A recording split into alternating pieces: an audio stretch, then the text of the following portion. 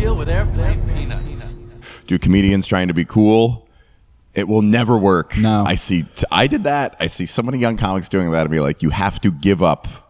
And what a wonderful thing that you can indulge in your not coolness. You don't have to fake something. No one's going to think that no one wants to laugh at you and you be like this cool guy that has nothing wrong with them and stuff. It's like, well, then you're a douche, dude. You're winning at everything. Like you're being like, look how sick I am, and now listen to me make you laugh for an hour. That doesn't even. That's why it's harder to be Kevin Hart than in a lot of ways than it is to be maybe an unknown. In a lot of ways, it isn't. But people know that you're super rich and you have this different perspective that you didn't have in your earlier days. But I will say to that, Pete Davidson seems pretty cool and. If he counts as a comedian. I think he cares about his jokes still, which goes a long way. And I think he is a fucked up person, and we all know that. So it doesn't. He's still got a lot of pain to bear. He's just being whatever he'd be without comedy. Man. Yeah, he's not trying to be cool, which I really appreciate. Yeah, just is. And here's the thing: we're talking about comedians trying to be cool, and people listening are probably picturing bro-y, Jeselnik impressions. There is this on the far left side of comedy as well. There is this. It's funny to see someone going up and making. I guess it's called virtue signaling, but just making up stories where some bigot says something and they one up them of that's also trying to be cool. I know you're fighting for a good cause. I respect that, but you need to be the punchline. You're just trying to be cool in a new framework. People. Yeah, that's like when you'll see tweets. Well, I'm guilty of, by the way. During the Trump administration, half of my tweets were y'all are racist. Well, then maybe you have one of these tweets that's I'm sure I do. Fuck, I am so sorry to everything I tweeted during the Trump administration. It's over now. You can take a deep breath. That's the other thing, dude.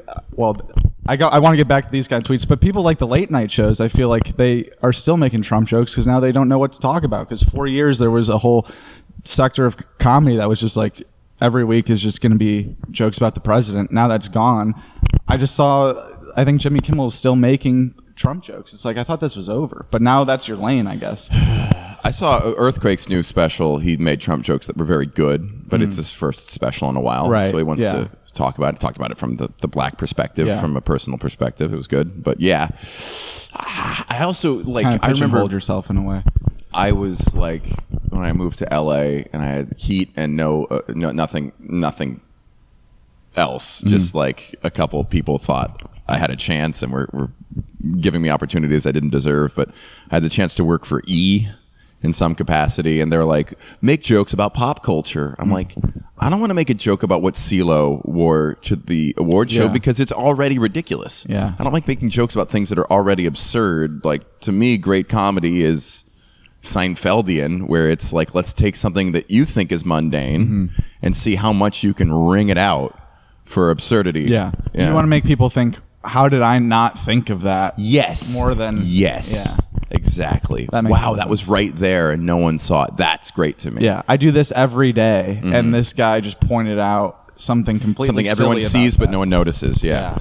Or just a different way to think about things. And I feel like that is a different...